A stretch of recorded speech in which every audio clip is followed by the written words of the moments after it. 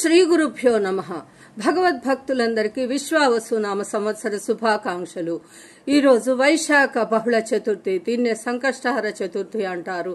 ఈరోజు విఘ్నేశ్వరుని సంకటనాశన గణేశ స్తోత్రముతో ఎవరైతే అర్చిస్తారో వారికి సకల శుభాలు కలుగుతాయి.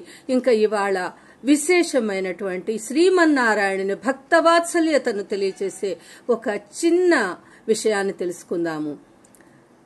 ఆ యొక్క సుదర్శన చక్రము వెంటాడుతూ ఉండగా యమధర్మరాజు ప్రాణాలు అరచేతిలో పెట్టుకొని బ్రహ్మదేవుని పాదాల మీద పడతాడు.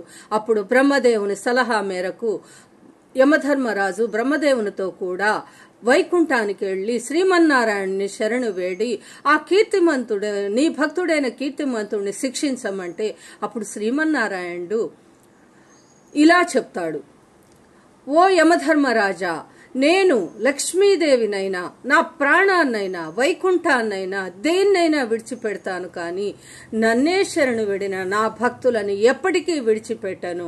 కీర్తిమంతుడు నా భక్తాగ్రేసరుడు.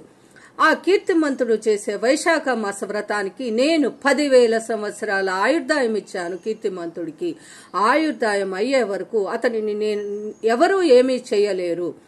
అయితే నీకు ఒక వరాన్ని ఇస్తున్నాను.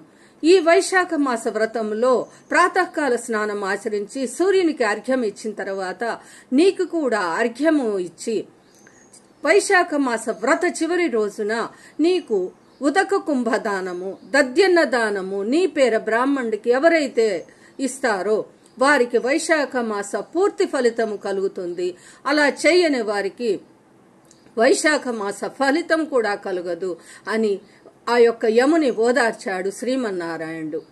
అప్పటి నుండి ఆ యొక్క వైశాఖ మాస వ్రత నియమాలను కీర్తిమంతుడికి ఒక సునందుని ద్వారా తెలియచేస్తే వారందరూ వైశాఖ మాస వ్రతం రోజు ఈ నియమాన్ని తప్పక పాటించారు. ఇలా ఈ కీర్తిమంతుడి ద్వారా శ్రీమన్నారాయణుడు తన యొక్క భక్తవాత్సల్యతను మనందరికీ ఇంకొకసారి తెలియచేశాడు. అలాంటి శ్రీమన్నారాయణుని భక్తి శ్రద్ధలతో ఎవరైతే ఈ వైశాఖ మాస వ్రతంలో పూజిస్తారో, అర్చిస్తారో వారందరికీ శ్రీమన్నారాయణుడు తన కృపా కటాక్షాలను అనుగ్రహిస్తూ ఉన్నాడు. ఇలా ఈ కథను ఎవరైతే ఈ రోజు విన్నారో వారందరికీ సకల శుభాలు కలుగుతాయి. ఈ వీడియో నచ్చిన వారు లైక్ చేసి, షేర్ చేసి, సబ్స్క్రైబ్ చేసుకోండి. జై శ్రీమన్నారాయణ, జై శ్రీకృష్ణ పరమాత్మ. హరి ఓం తత్సత్. సర్వం శ్రీ కృష్ణార్పణమస్తు. హరే రామ రామ రామ హరే హరే, హరే కృష్ణ కృష్ణ